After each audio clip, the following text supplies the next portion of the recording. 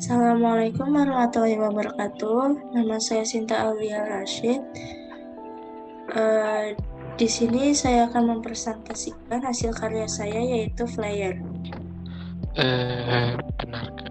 Memperkenalkan, saya Luke. Saya salah satu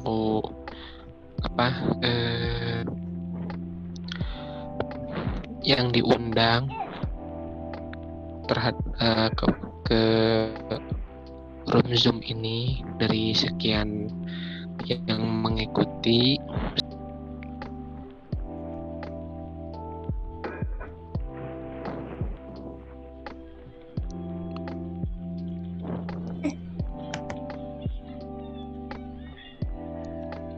Gizi pada lansia.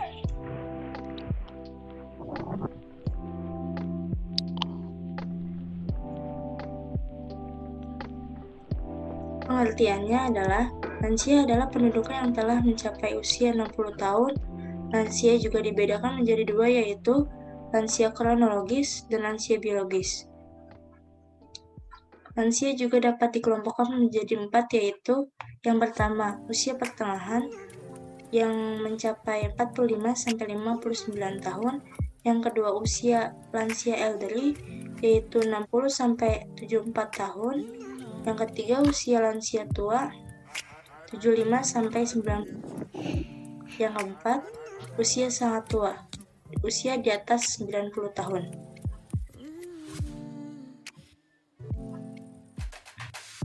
Adapun faktor-faktor yang mempengaruhi selera makan. Yang pertama itu, munculnya rasa sakit yang mengunyah makanan. Yang kedua, berkurangnya saliva yang menyebabkan kesulitan dalam menelan.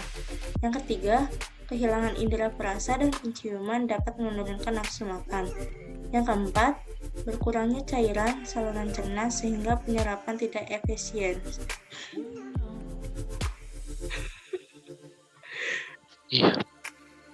Yang kelima, penurunan motalitas usus yang mengakibatkan pembesaran perut dan konstipasi. Yang keenam, menurunnya sekresi HCl disebabkan mudah terkena osteoporosis sehingga O2 tidak mengalir dengan baik. Yang ketujuh, bisa perubahan hormon. Adapun indikator keadaan gizi buruk pada lansia.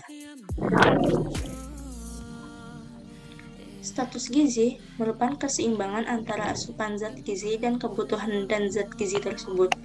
Status gizi didefinisikan sebagai keadaan kesehatan seseorang sebagai refleksi konsumsi pangan serta penggunaannya oleh tubuh,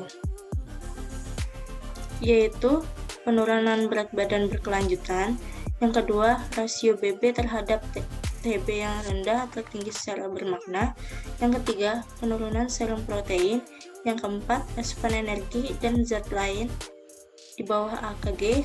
Yang kelima, munculnya gangguan kesehatan yang berhubungan dengan gizi seperti osteoporosis. Yang keenam, penurunan lingkar lengan atas. Yang ketujuh, obesitas berdasarkan BB ideal. Cara mengatasi masalah yang di atas bisa diatasi dengan berikut. Yang pertama, sajikan makanan yang bergizi. Yang kedua, tingkatkan jumlah kalori tanpa menambah jumlah makanan. Yang ketiga, minum vitamin. Yang keempat, olahraga. Yang kelima, masaklah makanan dengan warna-warna mencolok dapat menggugah selera. Sekian presentasi yang saya dapat sampaikan, kurang lebihnya mohon maaf. Wassalamualaikum warahmatullahi wabarakatuh. Jika ada pertanyaan, tanya atas presentasi tadi. Kan namanya usia lanjut itu kan ya istilahnya mah udah bukan usia produktif lagi, semuanya pada menurun tuh kayak fungsi tubuhnya, fungsi organnya gitu kan. Nah tentunya yang teman saya ini sedang melakukan kuliah kan berhubungan permasalahan pada gizi. Kalau gizi kan berhubungan dengan nutrisi tuh ya. Nah pasti pada usia lanjut itu kebutuhan nutrisi harus diperhatikan secara baik-baik semua faktornya. Karena yang saya tahu pada usia lansia itu atau lanjut usia nggak boleh namanya kelebihan gizi atau kekurangan kalau nggak bisa menyebabkan malnutrisi. Nah, kan itu secara garis besarnya. Kira-kira biar tahu kebutuhan gizi apa aja yang dibutuhkan pada lansia. Itu pertanyaan pertama saya. Lalu yang kedua, selain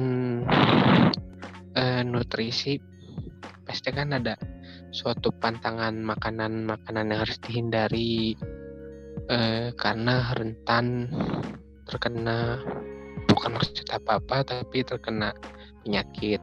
Kan ada istilah namanya lebih baik mencegah daripada mengobati.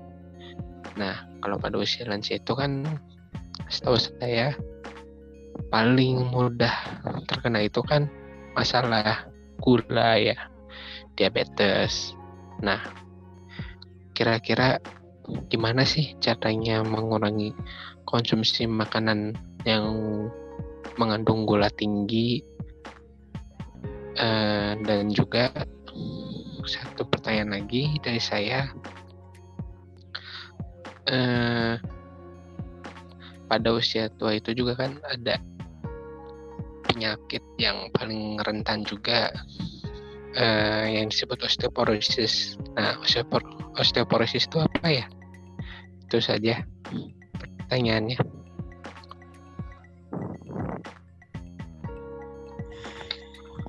Sebentar, minum. Oke. Gimana? Ya, saya akan menjawab dari rekan saya. Jadi, apa saja sih kebutuhan gizi pada lansia? Jadi, ada karbohidrat, ada protein, ada lemak, ada vitamin. Kan karbohidrat itu sumbernya dari beras, jagung, kentang, singkong, dan lain-lain. Protein itu kayak ikan, daging, gitu-gitu. Terus kalau misalkan vitamin, kan ada tuh sebutannya yang namanya ADNK. Itu contohnya itu minyak, margarin, mentega. Terus ada juga apa sih namanya? Ada juga vitamin. Ada juga sayur-sayuran. Dengan kadar gula yang tinggi untuk lansia itu sebaiknya mengonsumsi makanan yang bervariasi sesuai dengan kondisi dan kebutuhan. Misalnya 3 kali makan, 3 kali makan pokok ditambah 3 kali makan salingan. Jadi kayak mengonsumsi makanan yang berprotein tinggi seperti telur. Terus tadi pertanyaan ketiga itu apa itu osteoporosis dan bagaimana cara mengatasinya? Iya, gimana tuh? Kalau misalkan osteoporosis itu kan kayak kepadatan tulang gitu ya. Terus dan usia lanjut gitu kan rentan apa sih namanya? Rentan maksudnya di usia kayak gitu tuh rentan. Dan saya akan memaparkan bagaimana cara mengatasinya. Kalian memaparkan materi yang saya yang pertama itu mengonsumsi kalsium dan vitamin D. Yang kedua, mengonsumsi protein secukupnya seperti telur gitu. Untuk mencukupi kebutuhan yang ada di tubuh. Terus perhatikan juga natriumnya. Batas natrium itu mencapai 2400 mg.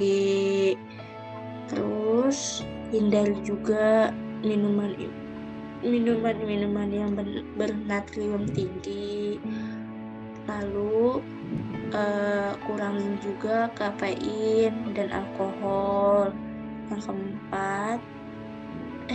Yang kelima, mengonsumsi sayuran dan buah-buahan yang intinya yang banyak seratnya, itu supaya menjadi lebih sehat gitu. Itu aja sih dari saya. Ada yang mau disampaikan terkait pesan dan apapun lah untuk penonton yang untuk orang-orang yang sudah menonton video ini? Silakan.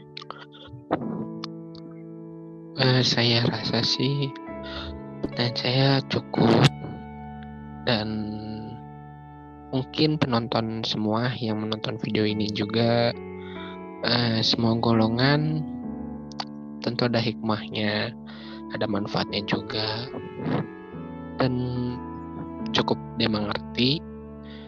Dan mungkin juga para hadirin yang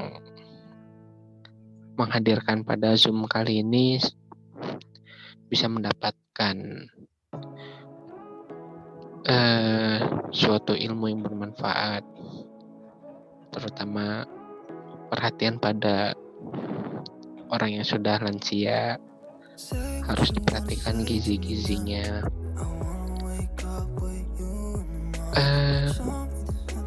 Bagus nih buat semua penonton yang bakal tayang di kanal lainnya, cocok buat masukan ilmu yang terbaru gitu ya. Dari saya cukup, terima kasih ya.